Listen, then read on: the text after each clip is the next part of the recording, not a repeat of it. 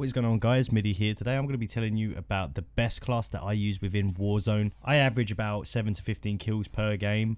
This loadout that I'm currently using is pretty good. I mean, I can imagine a lot of people are using the M4A1 or different weapons. But this loadout, for me personally, I'm able to knock off double kills. The sniper I use, I'm able to just one-shot people. It's a pretty insane class. So I'm just going to jump into it now, show you some games that I've won, and go through the attachments that I use on it. And if you're new to my channel and want to see more of my gameplay guides and everything else, then make sure you subscribe to me and hit that bell to be notified of anything that I'm going to be bringing out COD related.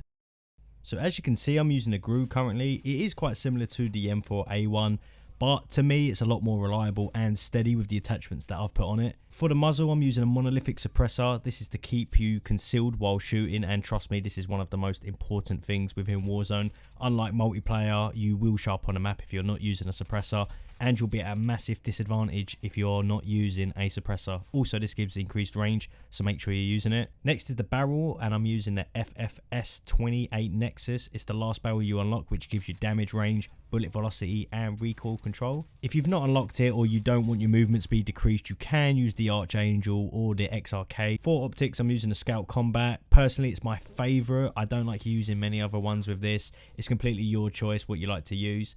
Next, I'm using a 50 round mag, so you don't have to reload after every single kill. I'm easily able to get doubles, and I've even hit triples just from using a 50 mag type. Then there's the last attachment, which is the XRK 42 grip, which will increase your sprint to fire speed and also your aim down sight speed, as a lot of the attachments is going to decrease it. So with all of these attachments, the aim down sight speed isn't actually too bad. And if you start using this loadout, you're going to understand why it's an extremely reliable assault rifle to use. Next is my secondary. While using overkill, I'm using a HDR sniper, easily one of the best ones to use within Warzone. I was using this in ground war. It's got insane range with the attachments that I use on it. So when you fire, there's not really any bullet drop at all. You can use the AX, but not a fan of it. And the drag north is absolutely terrible. So definitely use the HDR if you're using any sniper within Warzone. The attachments that I'm using on it is the monolithic suppressor, the 26.9 HDR Pro barrel. It's the first one you get. The TAC laser for extremely fast aiming down sight. The FTAC Scout stock, which is going to reduce the sway of your scope. Fully loaded perk.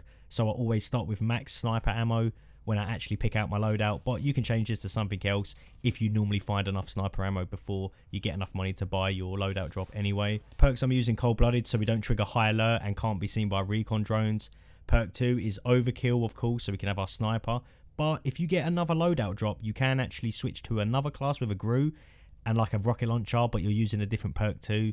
So what you'll do is you'll pick up your first class with overkill, so you've got the sniper in your infantry, and then if there's another loadout drop, you can switch to a class that has, like, I don't know, a different perk too, like Ghost or High Alert or whatever else. And then when you pick up the next loadout drop, your sniper's going to fall, and then you could just re-pick that back up. I hope that makes sense. A lot of people that I try to explain it to absolutely confuses them, but I'm sure you can understand what I'm trying to explain. And perk 3 is battle hardened to stop getting wrecked by people throwing stuns and flashes at you, but you can change this if you need to. Up to you completely. Maybe have someone on your team using spotter or the revive perk, amped, I don't know, whatever you want to be using. But honestly, if you get hit by a stun, you're going to get absolutely wrecked, so this will help you to at least have some kind of fight back when you get hit by a stun.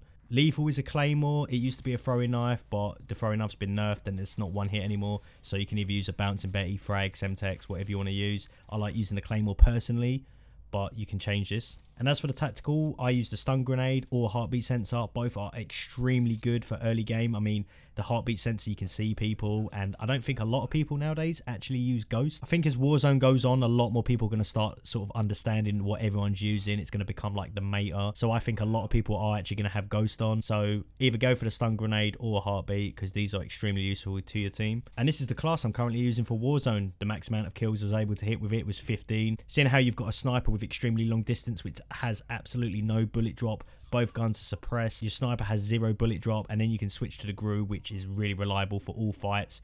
And I think you're going to start noticing a difference with this setup. I mean, skip the M4A1, it's not as good as people think. But that is it, guys. I wanted to make a short video just explaining to you what kind of class I'm using, and you're probably wondering how I beast people. Well, this is the class that I'm using.